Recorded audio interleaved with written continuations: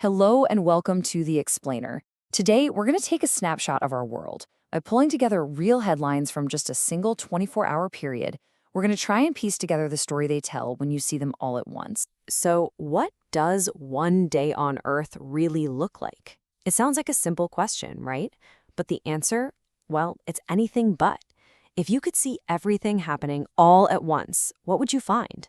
Let's dive in and look at a collection of real news events that all unfolded on the very same day. And the first thing that jumps out at you is the sheer contrast.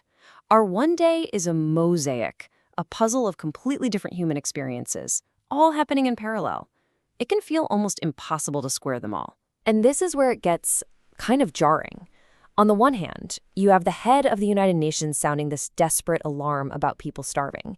And on the other, you have soccer superstar Lionel Messi just living a normal life, enjoying a concert. And here's the thing, neither one is more real than the other. They're both happening, both woven into the fabric of this one single day. Okay, so let's pull on that first thread, that big, global one. This takes us to our first major theme, the undeniable heavy weight of conflict playing out across the world. Hunger must never be a weapon of war. I mean, those are some stark words from the UN chief. And look, this isn't just a political soundbite. It's a raw, desperate plea for our basic humanity. The focus is squarely on Gaza and Sudan, two places where food itself has become a tactic, a central part of the conflict, with absolutely devastating consequences. And this is how a massive, abstract crisis becomes intensely personal. Forget the big numbers for a second and just picture this. An artist, someone who creates beauty, having to burn his own life's work. Not even for warmth, but to cook whatever little food they have. His canvas, what was once for expression, becomes just fuel for survival. It's a gut-wrenching choice that makes the headlines feel terrifyingly real. But here's where the day gets even more complex. Because even when we're talking about conflict, it's not all one note. So, while one part of the world is facing this unimaginable humanitarian catastrophe, another is actually taking a step towards peace. Thailand and Cambodia agreeing to an unconditional ceasefire. Well, that's a huge deal. It's a powerful reminder that despair and hope can, and very often do, exist at the exact same time. So, okay, if that's the chaos of conflict, what about the systems we create to try and bring order? Well, that leads us right into our next big theme, the ongoing and often frustrating search for justice. 12. Just 12. That's it. What do you think that number means? A jury? A deadline? It could be anything, right? But the weight behind this number, it's huge. And it points to a major legal conclusion. And there it is. 12 is the number of men acquitted in a case that has haunted Mumbai for years, the 2006 train bombings.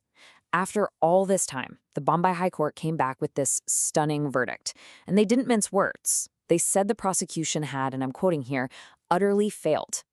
That's not just a legal outcome, it's a powerful statement about the burden of proof and about the finality of the justice system. And get this, on the exact same day that this huge, long-running case comes to a close, the system itself is actually growing. 6 new judges taking their oaths in the Delhi High Court. It's a pretty powerful reminder that the wheels of justice, well, they never really stop turning. Old chapters close, new ones begin, and the institution just keeps on going. Now, this search for justice doesn't always happen in a courtroom. Sometimes it's about correcting the course of history. On this very same day, Kerala's governor was talking about India's new education policy as a move toward decolonization. So what does that mean? Basically, it's an effort to reform the system, to move away from influences left over from a colonial past, and instead to champion a country's own indigenous knowledge and cultural values.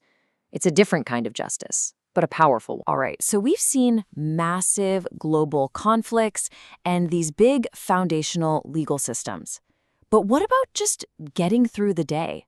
Let's zoom in on these smaller stories, the ones that show us what resilience looks like in our everyday lives. And you can see this endurance on all kinds of scales.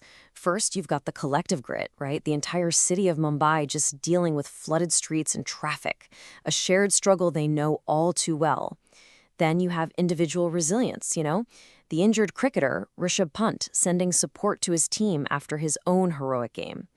And then we're full circle, back to Messi's concert, that simple, quiet moment carved out of a crazy public life. Okay, we've seen conflict, we've seen justice, we've seen resilience. But you know what? Every single day has its curveballs, the things you just can't make up. And our day is no different. This next story is, well, truly unexpected. Yep, you are reading that right. In Tamil Nadu, two men were arrested for, let's call it a unique kind of culinary fraud. They were selling cooked fruit bats and passing them off as chicken. I mean, it's bizarre, right? It's a little unsettling for sure. And it's just a wild reminder that the world will always find a way to surprise you. And that's where we land. With war and with peace, with justice and its failures, with everyday struggles and headlines about fruit bats. All of this is happening right now, all at once. So the real question this one day leaves us with is this: how do we process it all?